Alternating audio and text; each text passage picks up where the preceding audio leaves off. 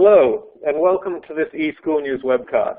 My name is Andrew Barber. I'm Senior Contributing Editor, and I'll be acting as the moderator for today's presentation, which is sponsored by Google for Education. It's titled, Hillsborough Township Public Schools Goes Completely One-to-One with Google for Education. Before I introduce our speakers, I want to take a few moments to highlight a couple of items. First, today's event will be recorded.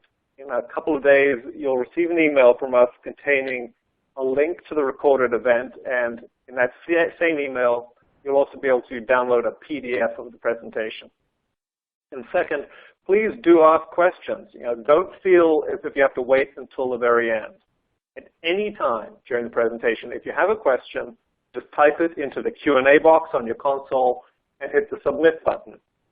I hope we'll have 15 minutes or so at the end when our speakers can answer your questions. We also have a chat function, which can be launched via the brown group chat icon at the bottom of your screen.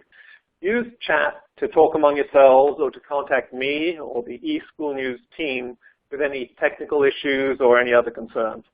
However, please don't use the chat function to ask the panelists questions. They won't have time to monitor the chat. If you have a question, please use the Q&A panel instead. And if you want to print out a certificate of attendance, you can see the certificate of attendance panel on the upper right.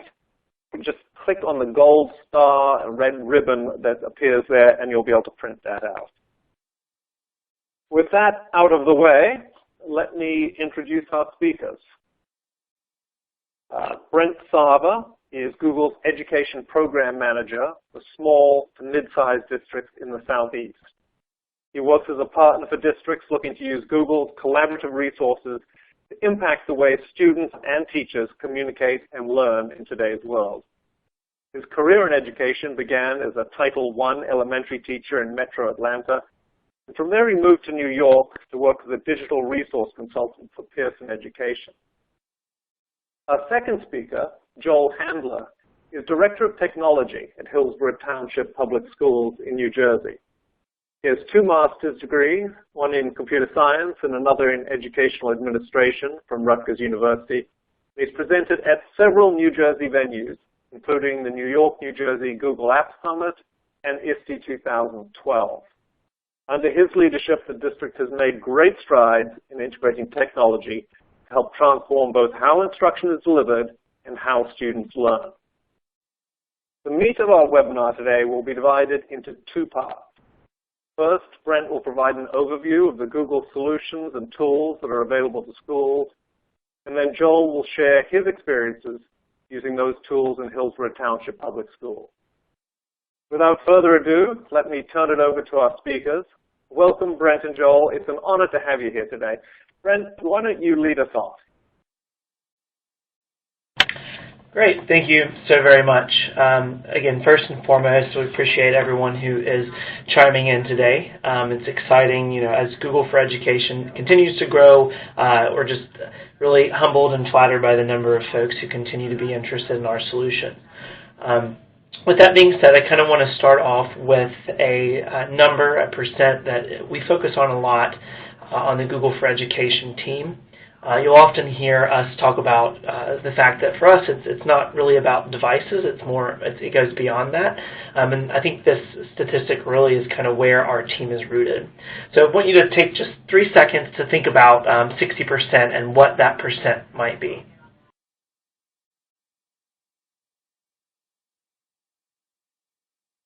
So, believe it or not, we're actually going to be, what 60% is the fact that we're preparing students for jobs that don't even exist yet. 60% of the students in your school district will have jobs that aren't even thought of yet. It's often funny, I joke when I get to present in front of districts about the fact that I remember a very distinct point in my life when I stopped using AskJeeves.com and chose to start doing looking for things on the internet through Google. And I think that just kind of goes to the point that my job, our team, didn't even exist, roughly 15 years ago. And who's to say what in 2027, when this year's kindergartners graduate from high school, what will the world look like?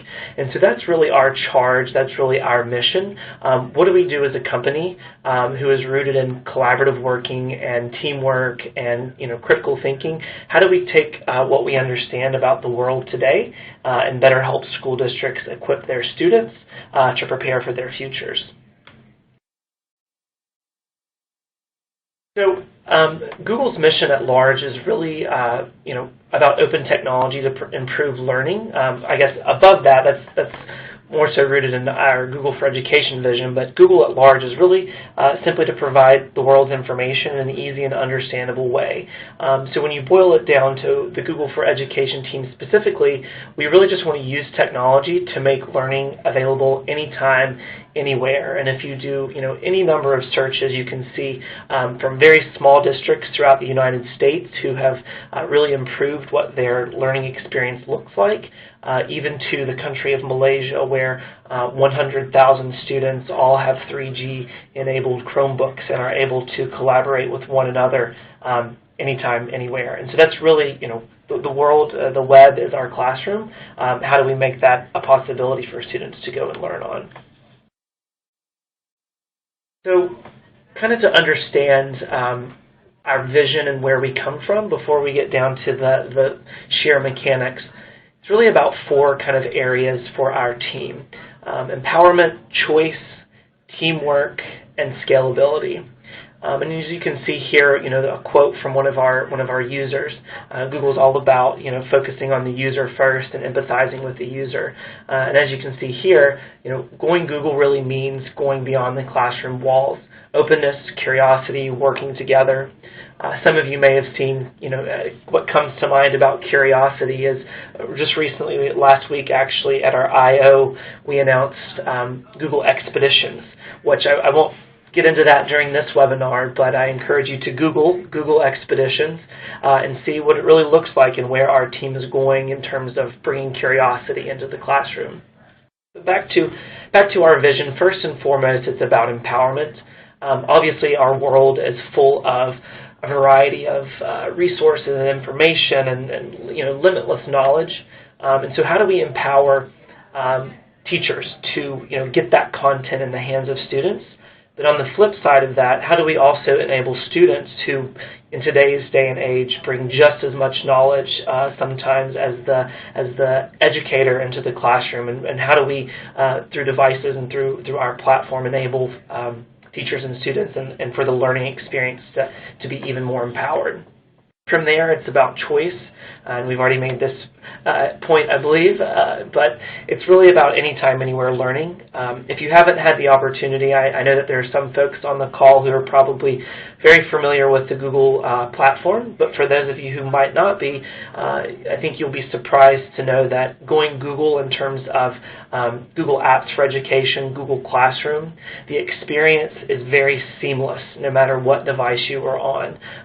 Whether it be a Google device or one of our competitors, we really want, like I said before, not about being on a specific device, but having access to collaborative learning no matter what type of device you're working on. From there, we kind of get to the two things, or maybe the teamwork being the most core thing that Google is about, working in real time together. And it was actually earlier this week I had the opportunity to work with a school district who was in the area, and they came through our environment, our office here in New York City, which is where I'm based, and they were just really impressed that not only internally are we using all of the tools that we offer to school districts, but the fact that they mentioned that seeing our environment, it really is just totally collaborative. And I mention that because I think that that's what we're hoping to enable school districts to do as well. I could be sitting, on a school bus on my way home from school, and one of my teammates could be, on a classroom project, could be sitting on the soccer field ready for practice, while another student might be leading band practice. And we could all be working in the same document, taking shared notes on a science experiment at the same time. That's what it's really about. Last but not least, and a word that you'll hear very often at Google, is all about scalability. And so it's about affordably deploying and managing devices, As I mentioned, the entire country of Malaysia has Chromebooks that are all managed centrally. I personally work with a school district in South Carolina that deployed 5,000 tablets in less than 3 months with only three people on their team. So, it's about the deployment of devices and the management of them, but scalability for us extends beyond just the devices themselves. It really boils down to enabling the educator to push rich content to students, and that's where our team is kind of moving in a direction, and you'll see that here on our next slide. The scalability is the devices, but most importantly where the rubber really meets the road, and that's when content reaches the hands of students. So moving from our vision to kind of bring things down a little bit more concrete, I guess you could say is our 3 areas where we see ourselves playing. First and foremost is our platform. I've mentioned that involves Google Apps for Education. I'm excited. I'm certain you're going to hear a lot about both Google Apps and devices in just a moment and what's taking place in Hillsborough. But for a lot of school districts, the first step to going Google is adopting Google Apps for Education. That involves our mail service, Gmail, Calendar, our suite of Drive products, Google Docs, Google Sheets, Forms. So that's what we offer to schools and to help them collaborate, to help them work together. And the best part about Google Apps for Education is that we offer it to school districts, educational institutions, K through 12, and universities entirely free. It's the mission, the vision of Google that education should be free and attainable, and I think that's what's really exciting is to see that we're helping school districts across the country adopt solutions that are easy to use, but also help save the school districts a lot of money that can be used elsewhere. From there, we kind of move into our devices, and we mentioned them second, and as was mentioned before, devices for us were merely an afterthought. We're proud of the fact that we're bringing devices into the educational environment that are extremely affordable, as I also mentioned, easy to manage. But for us, we just view them as a portal to the web. Google is an entirely web-based company. When you go Google, you are working in the cloud, and so these are the devices, whether they be Chromebooks or Android tablets, are simply a way to get you to those resources or get you to our platform or online learning. It's exciting to see that just a couple months ago, actually, we announced a $150 Chromebook. So, in less than 5 years since Chromebooks came about, the price and manufacturers that we work with, across the board, continue to develop Chromebooks that become faster and more affordable. A Chromebook is the only device that actually gets faster over time, continually updating the Chrome operating system. So a Chromebook that is purchased today, believe it or not, will actually be faster down the road than it is the day that you first purchased it. So in true Google fashion, we're trying to turn paradigms upside down and on their head. Last but not least, I'll mention content. And this is an area that our team is really working on right now to, there's lots of great third-party content out there from different traditional publishers like HMH to some newer companies that are developing technology and educational resources that teachers really like, apps and different websites, things of that nature. So we're starting to form partnerships in order to help school districts more easily access the content that they love. And that's really where the direction our team is taking now, to continue to form and develop those partnerships with existing content providers. Just want to mention, again, kind of to delve in a little bit more to our platform. You can see here the different apps for education, our core services that we offer for free. The one thing that I haven't mentioned yet is Google Classroom, and it's really exciting to see how Google Classroom continues to grow.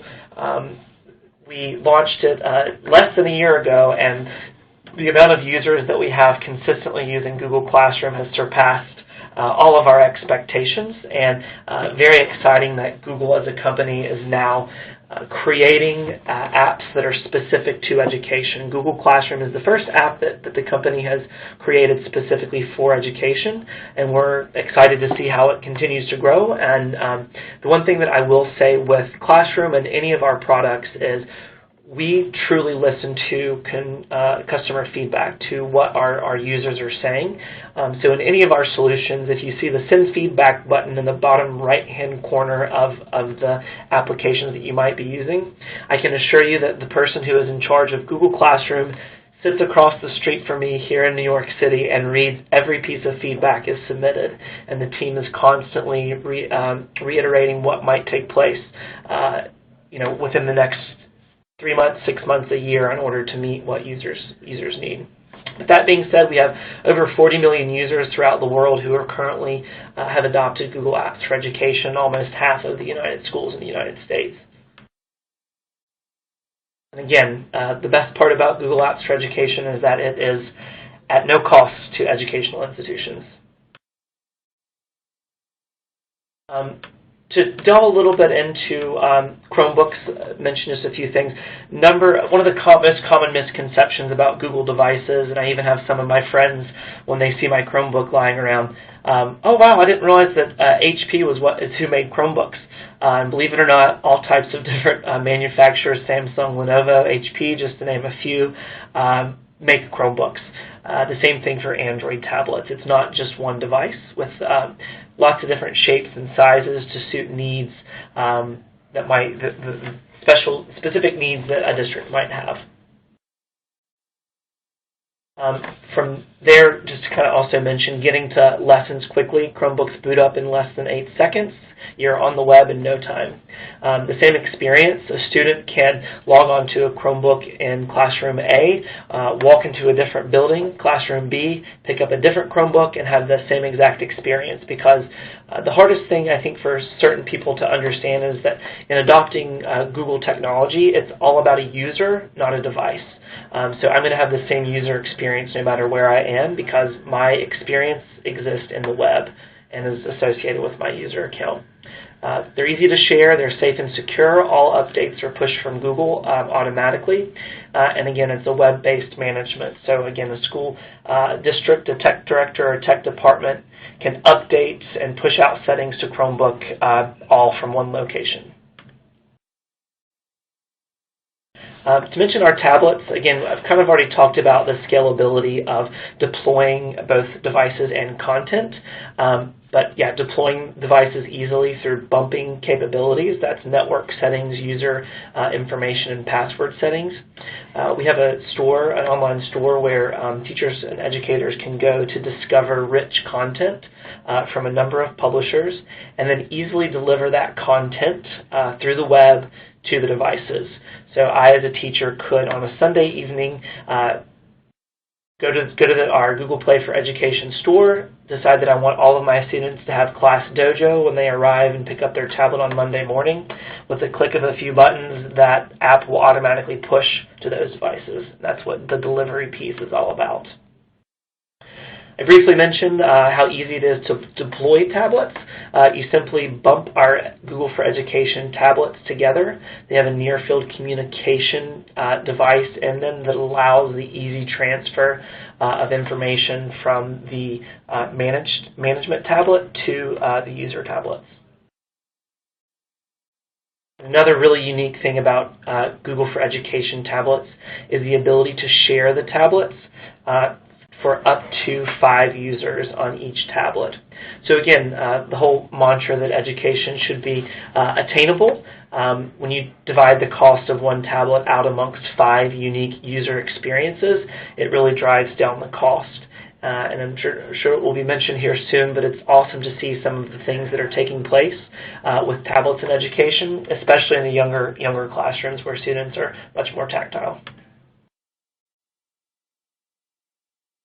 From there, we just kind of want to briefly mention in Google Play for Education, you'll find Android apps, Chrome apps, and a lot of K through 12 books. We have a number of free traditional novels that are accessible to any educational institution. All you simply have to do is enable Google Play for Education on your Google for Education domain. And as I mentioned, Android apps, Chrome apps, and books can all easily be pushed out through the Google Play for Education site. And just to kind of, before I pass it on over, for us, it's, as we talk about content and how to easily, make life a lot easier for educators in terms of delivering content. The best way that we're going to prepare students for the jobs of tomorrow is to help educators and students work together on improving their 4 C's. So it's not the 3 R's anymore, it's the 4 C's, not reading, writing, and arithmetic, but it's communication, collaboration, creativity, and critical thinking. And again, as we figure out, from simplistically helping folks communicate via Google Docs and some of the tools, our platform that I've mentioned, also that plays into collaboration, but again, working with publishers and using their tools and helping to easily push those tools to students so that they can achieve these things. And so again, when it comes to jobs of tomorrow, and if you survey the current Fortune 500 companies, these are the things that they're really looking for in students entering the workforce. And so, what can we do as a company, as a Google for Education team to better help school districts achieve this? So without further ado, I want to go ahead and turn it on over to Joel. Hillsborough is certainly one of our reference districts that we love to talk about quite often because they trusted us early on and have had some great success stories. So I look forward to letting you hear from Joel now about specifically what's taking place in Hillsborough. Joel? Thank you very much. Yeah, so in Hillsborough, I like to talk about our program and our one-to-one programs that we've done where students have devices in use K through 12. And to get started, I always like to introduce, the size of Hillsborough because, when I look at other districts, I always like to say, well, how do they compare to us and what have they done and is that achievable in our environment and so forth. So just to give you an idea of Hillsborough, we're a suburban school, in the middle of New Jersey. We have about 7,300 students across 9 schools where, we educate students in grades K through 12. We have about 1,000 total staff in the district. And each of our class levels is about 550 to 600 students per grade level.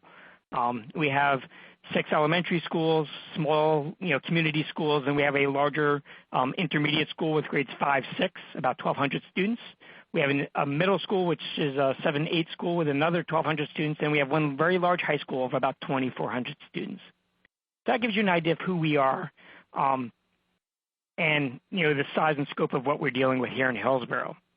So several years ago, we decided that we needed to develop this initiative using technology, this idea of transforming the classroom and transforming learning to be more in line with the 21st century and the world that these students are going to live in and work in and be productive in as they graduate and move off into the real world, as we always call it.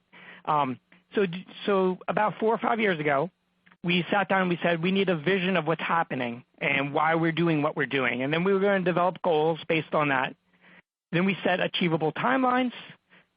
We put in progress indicators to say, are we being successful? Is this doing what we want to do? And of course, along the way, those progress indicators and feedback we're getting will help us adjust based on that information. So that was the path that we took in Hillsborough. And it's been a journey. It's been about 5 years now we've been on this journey to get to where we are today.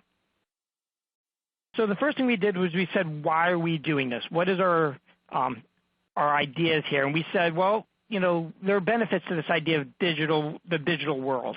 And we looked at those and we said, one of the things we wanted was students have access to information all the time. We do it people do it in the business world. We do it in our personal lives. However, in schools, the tradition was I came into the classroom, I sat there and I did my work or whatever it is, and then that was it. And in social studies, if I had that period one, that was over, and then I left. And And so those were some of the things we wanted to kind of change that paradigm shift and make information become more accessible.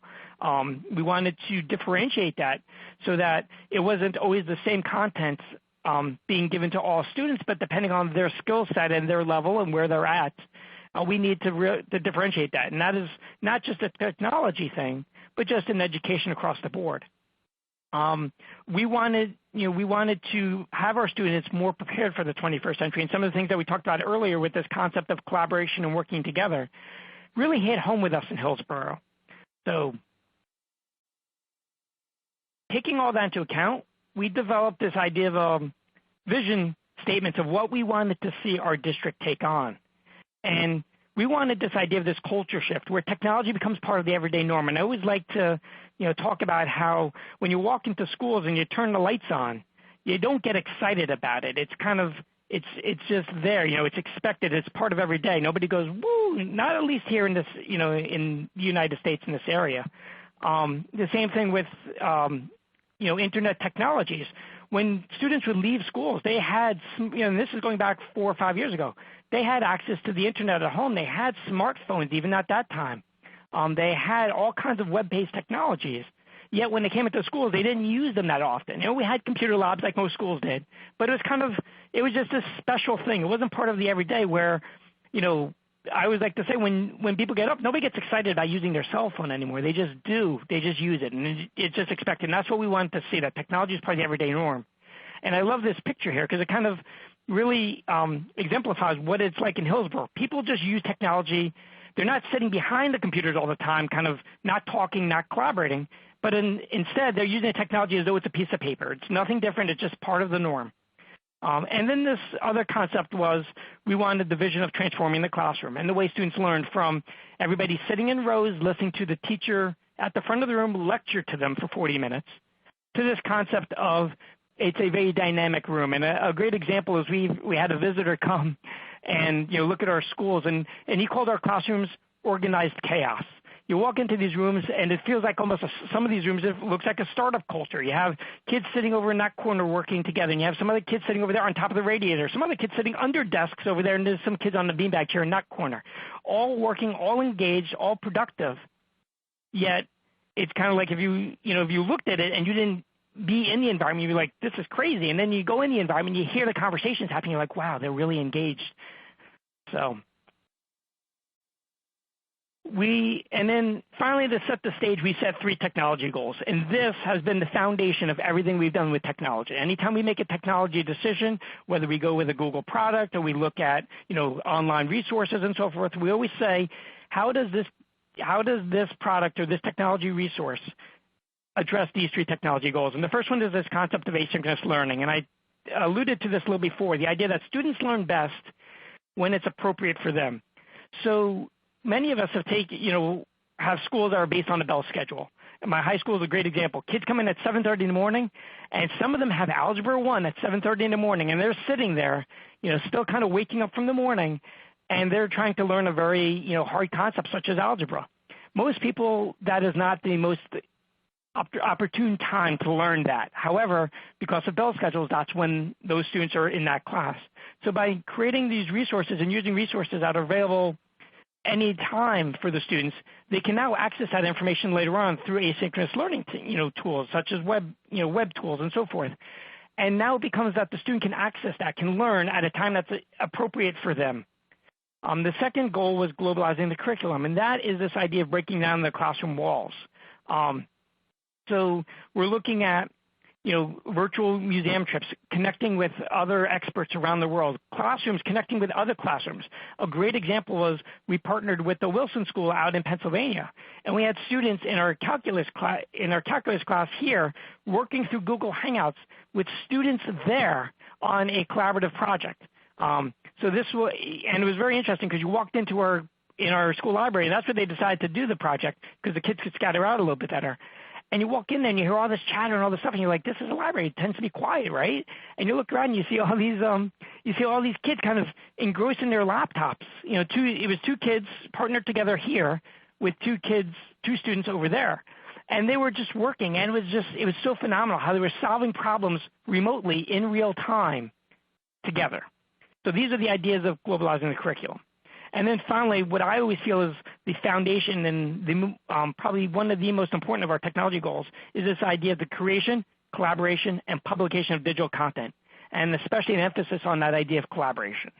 So in this idea that students can work together and really achieve and learn through those mediums.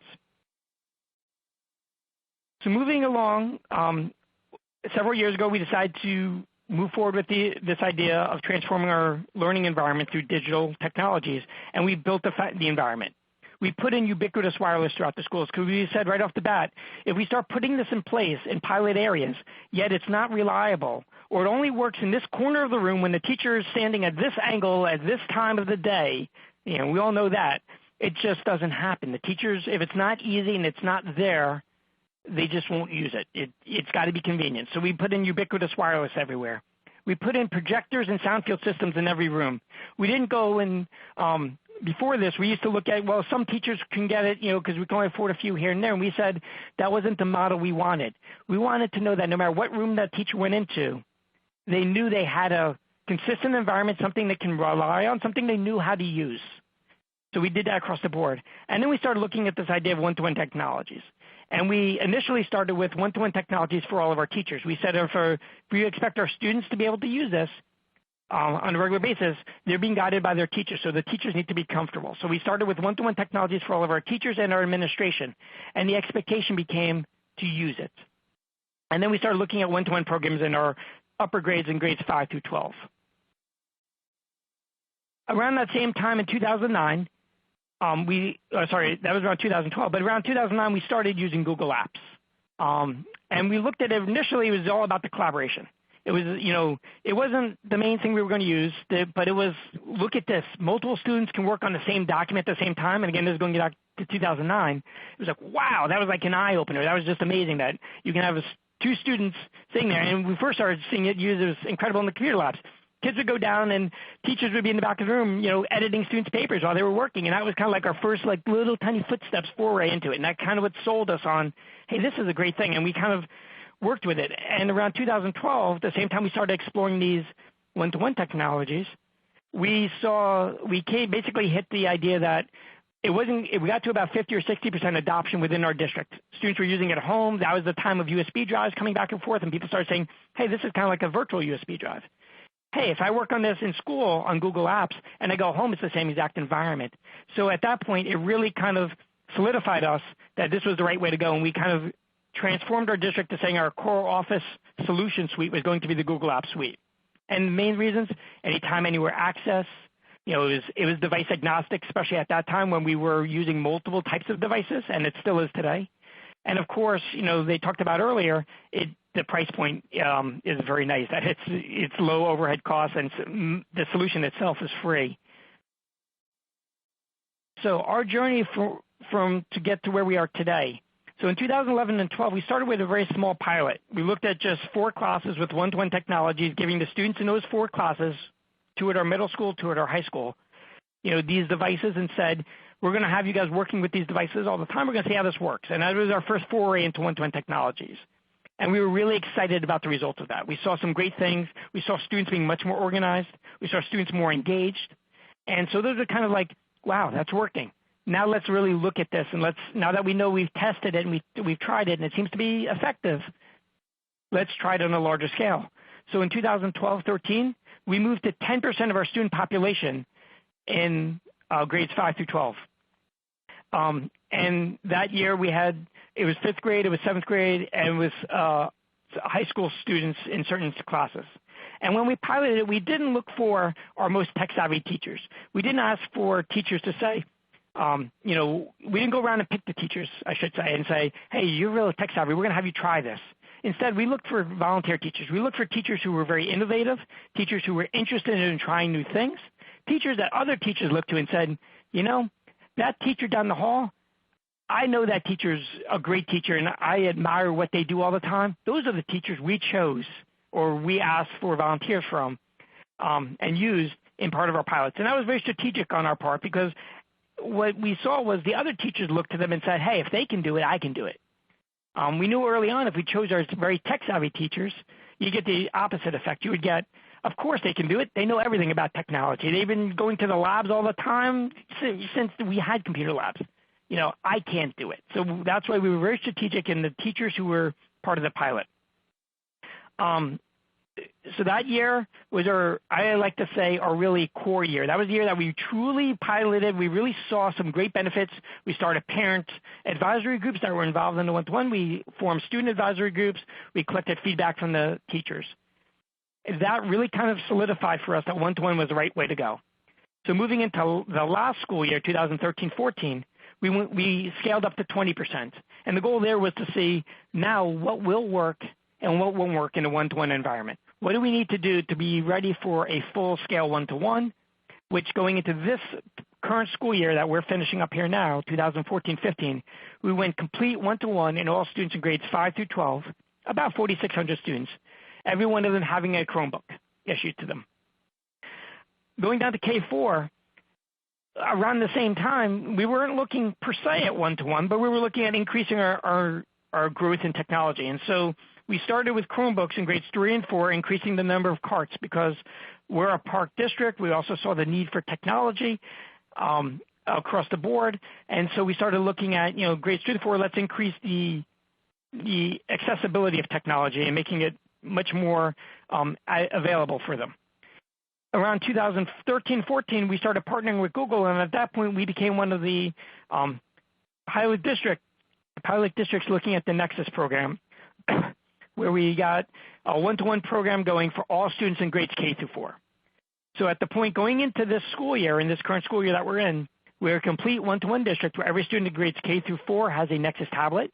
Grades 3 and 4 also have Chromebooks on carts. And then in grades 5 through 12, every student has a Chromebook. In our upper grades, the students do bring the devices home. In grades K through 4, the devices stay on carts in the classroom. So what have we found? From our teachers tend to have seen this idea that they're shifting away from paper, using a lot more digital, and that really has been a huge benefit of the one-to-one in general, and we'll see this with students as well, because they're much more organized. We can all imagine that student, we all know that student who would come into the room, and they're a very academically astute student. However, they aren't doing their best because they're not able to stay organized. They walk in, the binder, the paper's all falling out of the binder. The dog ate their homework last night. They don't even have a dog, but somehow the dog ate their homework last night. There's always something going on where they just can't stay organized. We found huge academic improvements, in this area, that students were just able to be organized. Their information's always with them. It's always in the cloud. Great examples were we've had students on the school bus coming to school, checking their homework on their smartphone, and studying and looking through materials, studying for the test on the way to school. Because it's there, it's in the cloud, it's always accessible. We've had students who've been home from school sick, and they're looking at their on their Google account at home, on their device, following along a teacher's presentation while chatting with students in school who are in class working with the teacher at that time. So it was just, these things that are happening now in our classrooms are just quite amazing to see. A lot more of the student-centered activities. We're starting to look at, student created instructional materials where students are doing self-help videos or creating small tutorials for each other on the content that they're learning. And what's very interesting is a lot of times I see at conferences a lot of the stuff we tend to talk about, and we kind of like look at this great thing that we're doing. Is a lot of technology for the sake of technology or helping technology. We saw early on, especially in our early pilots, students creating tutorials on how to use a piece of software, which is awesome. That's great on its own right. But what really has gotten me very excited is to see students creating tutorials on stuff they're learning about in social studies. And that's where you start to see this, it's not about the technology. It should never be about the technology, and our goal never was about the technology. But it really is, it's about the learning, and the technology is a tool for that. We're seeing a lot more of this idea of flipping the classroom. And what's interesting is there's a lot of dialogue in the nation now about this idea of, creating content and teachers creating video and so forth. And what we're seeing in our district is there's this dynamic of some teachers are creating content, Some teachers have students creating content that they're sharing to students, and the role of the teacher is starting to shift in that a lot more of what they're doing now is curating content for their students. Some great examples I've seen where teachers are actually running their courses by students building the content for the course throughout the year, and their goal is teaching others that content, and that's how they're teaching the class. And what better way to prove that you know something than to be able to teach others? And finally, a big thing that we're seeing is this idea of equity. We as a district have, the extreme from the have-nots to the haves, and everything in between. This idea that we've done by doing a full one-to-one where every student has access to the technology has created this equal playing field for all students. We don't have, certain students have access, or if you can afford it, we have a BYOD where those students who have can come in with devices, and those who can't afford can't. Everybody starts with an equal playing field. We all have, all of our students have an opportunity in our district. Some of our findings from students, we've seen just engagement levels of students increase. They're more excited about learning. The use of technology, it was interesting because a few years ago, students used to get really excited about going to the computer lab. It was like, woohoo, this is a great lesson. We're going down to the lab. We're going to do something with technology. Now they get really excited about what they're learning about. And we don't know what it is, but we've definitely seen it happen in our classrooms. Is it the use of the device? Could be. It could be that there's something about this idea of more independent. Independent is the wrong word per se, because it's not so much independent; it's more collaborative working. But it's more about I'm focused with my content with my peers, and we're working. But we've definitely seen this engagement level increase, and we hear that from parents as well as students and teachers. We've seen the organizational skills. I've talked about that several times already. We've seen a lot more writing in general. Teachers report to us in the past, they would say, please write a paragraph tonight about whatever the topic may be. Now what's happening is students write more. They say, instead of doing the minimum, which was the norm, they used to get the minimum for most students. Now they get more than they ask for from most students. Again, there will always be those few exceptions on either end. But just in general, we see a lot more writing, collaborative writing. This is a very cool one. I love this story. We had a teacher who was kind of started their lesson off teaching the students a little bit, and then the students were going to break into groups. Well, while they were talking to the students, that teacher was kind of going around and noticed on two student screens that there was a document being shared. Teacher thought this was not a good thing. They're chatting. They're not paying attention to what I'm talking about. I'm not happy about this. Went to those students after they broke into groups and said, I'll see you guys after school for detention. And the students were like, what did we do wrong? We didn't do anything. And he said, well, you weren't really paying attention to me. You guys were chatting and doing something else. They said, no, we were collaboratively note-taking. And sure enough, they brought up the document, and that's exactly what they were doing. The two of them were together taking notes. And this has become so commonplace in our district that the students just naturally start to collaborate without the direction of the teacher. And these are kind of the aha things that we're seeing so beneficial from the one-to-one programs. We've also seen things such as just sharing study habits, class websites and student forums where they're participating more. A lot more of this happening outside of the school than ever before in terms of participation in the classroom environment. So some things that we took into account that really helped us that I always like to point out to people. One was this idea that we did ubiquitous wireless up front. We started with that to make sure the technology was in place. I can tell you from experience, I've been with Hillsborough now 11 years, and before that, before this whole technology initiative, technology was always seen as it was a nice thing. It wasn't a necessary thing. It was nice. And so we would put in certain technology things and look at this great bell and whistle here and look at that over there, and we have a projector in this room. But because it wasn't always there, the teacher couldn't rely on it to say, I can do everything with it. And it was everywhere I needed it to be. It wasn't used to the extent that it should have been. Bandwidth. You can never have enough bandwidth. I've learned that lesson early on. And reliability of bandwidth. One of the important things we've done this year is we've put in multiple ISPs and spread our bandwidth across them to ensure connectivity all the time. Because one of the things we've learned is as we put in the one-to-one, if there are outages, it is kind of like the building. People don't know what to do. It's like a zombie land. People walking around going, oh, what do we do? What do we do? The internet's down. So that wasn't something we can have anymore. And finally, from a budgeting standpoint, we decided to lease our devices over a 4-year lifespan, so that it became my budget was predictable and didn't have these spikes when we would buy lots of technology. And then 3 or 4 years later, we'd buy a lot more technology, and boards of education would look at that and say, how are we going to afford that? So what we did was we built my budget in such a way that it's sustainable. It's predictable from year to year, and it's not these highs and lows that really kind of give communities agita about it. And finally, in kind of wrapping up our keys to our success, we set that clear vision, the defined goals. We put in that strong technology infrastructure, and we have the idea of training, which I didn't talk a lot about in our environment, but we've built a training model where there is support from all avenues. Before school, after school, we have technology training coaches, turnkey trainers that teach courses. We have classes in between, so we have people available during the day to meet with you as well. So there's plenty of training for staff to feel comfortable with technology. We also have this environment of encouraging risk-taking. Our superintendent this year, as we launched the one-to-one, gave a very clear message to our staff that said, we expect failure. And actually, if you're not failing at certain things at certain times of the year, you probably aren't trying.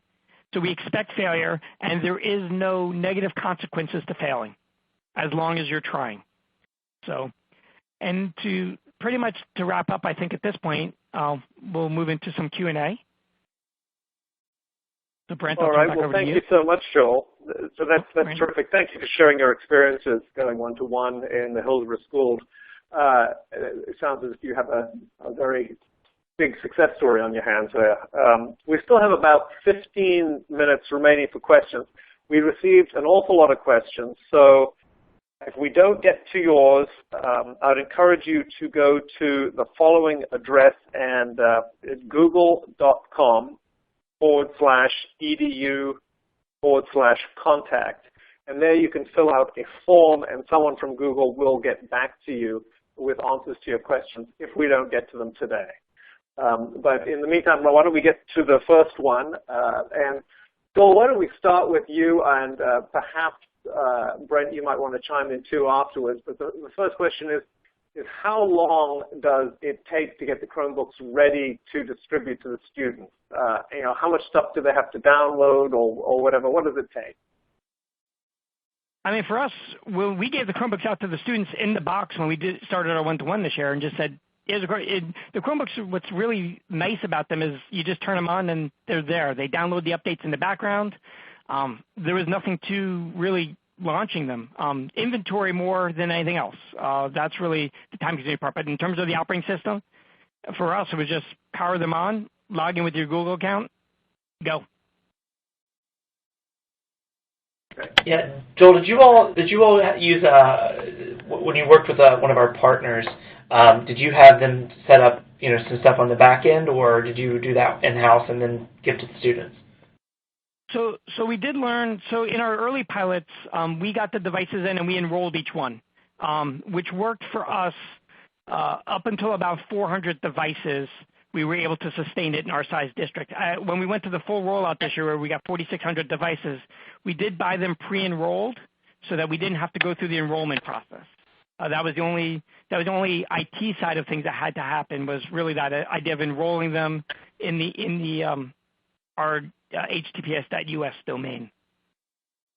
Awesome. Yeah, I think that's the one big thing that we always point out. I had a district once that assumed that you just got them in the box and they were ready to go, but the devices do have to be enrolled to a domain. The really nice thing about Chromebooks is that they are now forced re-enrollment, which means once you enroll a device on a domain, you actually cannot use that device unless you are a user on that domain.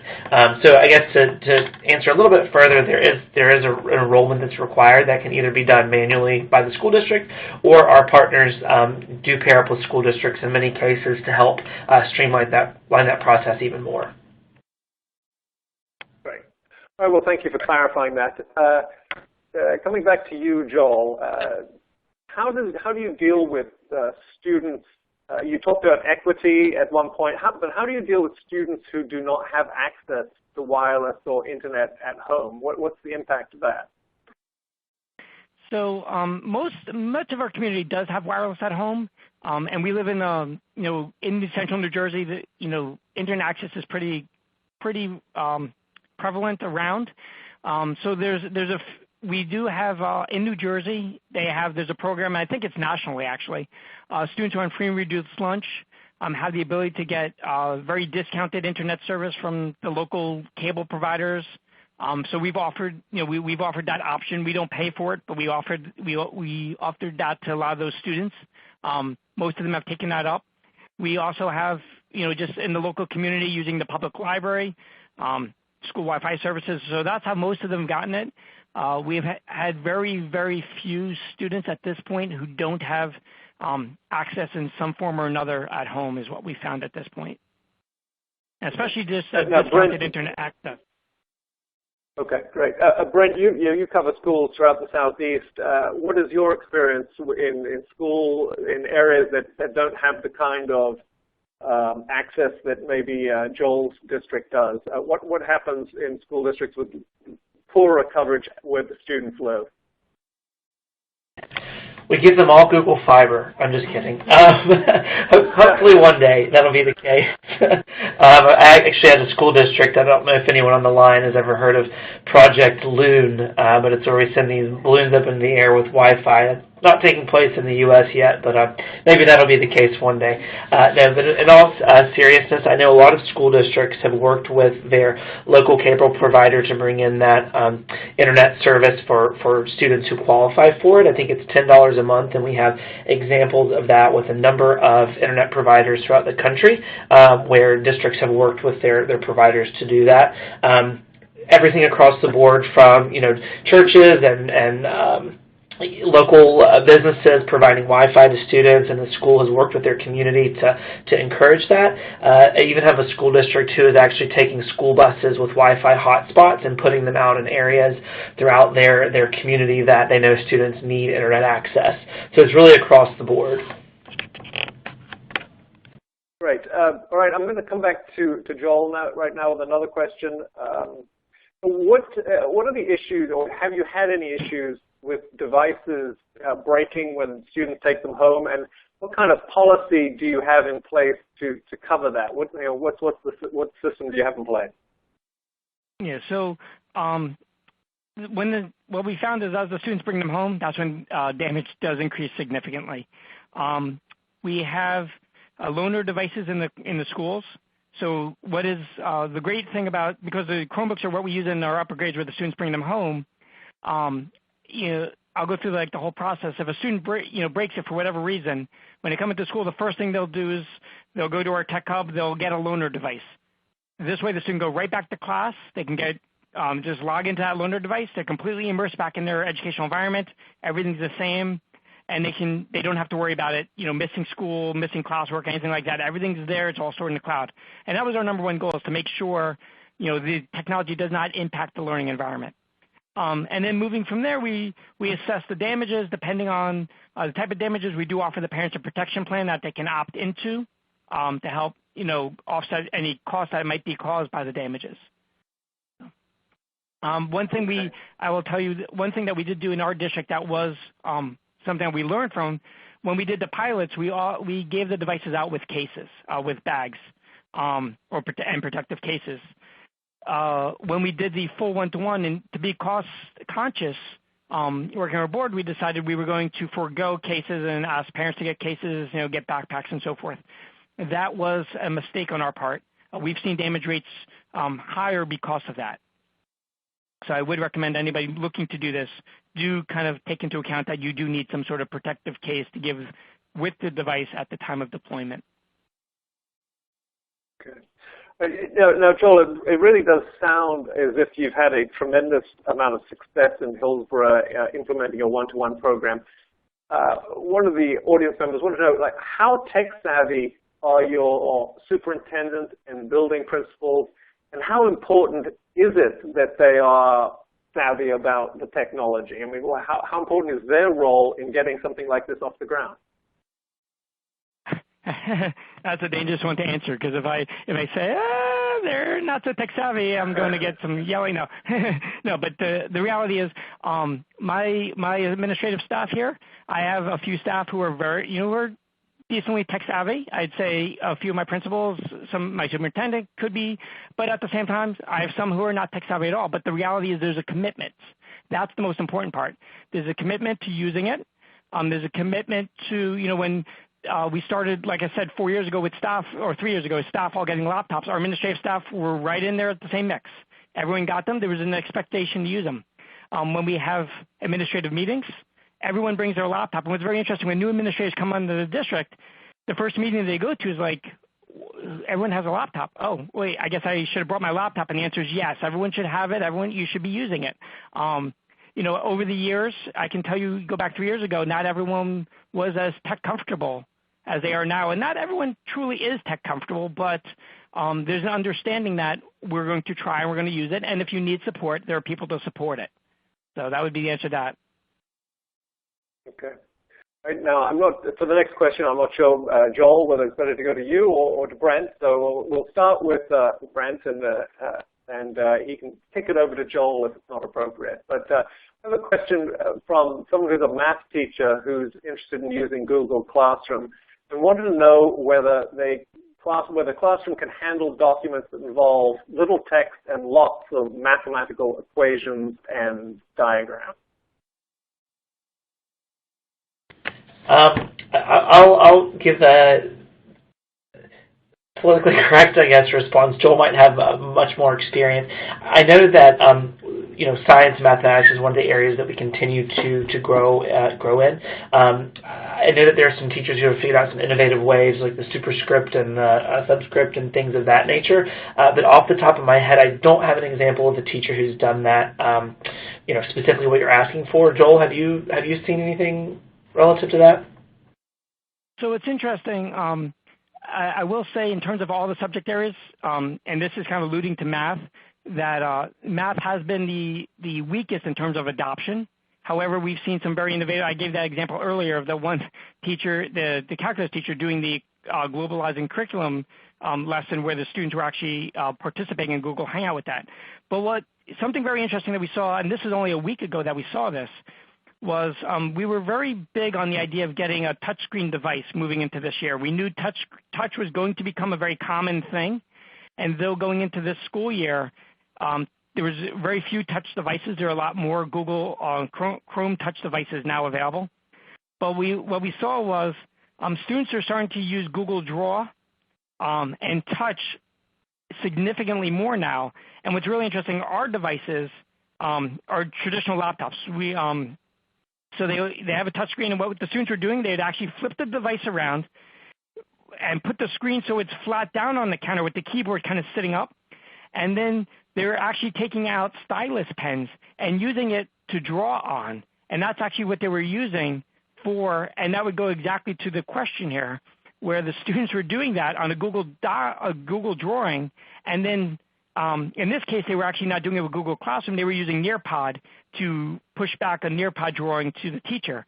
But it could be used just as easily, and it actually is being used just as easily to do Google drawings and push them back to the teacher through Classroom. So yeah, so the answer there is yes. And I think the traditional model of building formulas, though, like through a Google Doc, is probably not as adopted, in that sense. But using things like Draw and so forth, definitely, that's where we're starting to see that take off. Okay. I just wanted to follow up on, during your presentation, you showed how you were using Nexus tablets in the lower grades and then Chromebooks in the higher grades. Can you two-part question here? What is the reason for the tablets in the lower grades as opposed to the Chromebooks, and what were your reasons for selecting Nexus 7 tablets specifically? So we partnered with Google at the time on the Nexus 7. So, but in terms of why at the lower grade why the tablets at the lower grade versus Chromebooks at the upper grade, what we've seen in our piloting, and our piloting we had used other tablets as well and looked at all kinds of different solutions as we've taken this journey. And what we found was in the lower grades, in grades K through 2, in grades 3 and 4 even, that tactile interface, that portability, the really small portability of the device, very app-based, very task-oriented things happening at the elementary level. They're playing educational games, they're using educational apps, very specific, and it was really about that tactile interface. What we see is around grades 3 and 4, we see this transition. And what's really cool is when you look at our grade 3 and 4 classrooms where they have Chromebooks on carts, not a one-to-one by any means, but there's Chromebooks on carts that they share around the 3rd and 4th, but every student has a Nexus.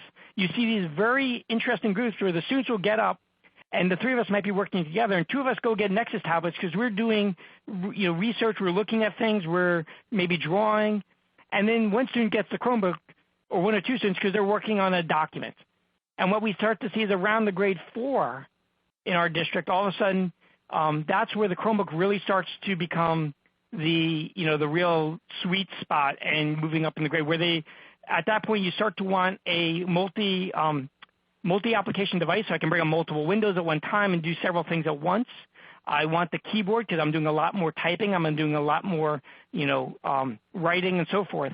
And people will argue that tablets are multitasking. And the answer is yes, they are multitasking, but not to the sense where I can have a research window on my right and a document on my left, and down here a chat going on with somebody else. And that's what we've seen really successful when you start getting into the upper grades. So that was our reasoning for the tablets being in the lower grades and the success we're seeing there because of that. Okay. Well, terrific. Well, thank you, Joel. We have run out of time. We probably have enough questions to go for another hour, but I'm afraid we're unable to do that. So we're going to wrap it up at this point. I really want to thank Brent Sava and Joel Handler for those presentations. They're extremely informative. And I would also like to thank Google for Education for its support. And thank you to the attendees who took the time to join us today. One final reminder, we will send out an email to everyone who attended today when the recording of the webinar is ready. Thank you again, and this concludes today's webcast. Goodbye.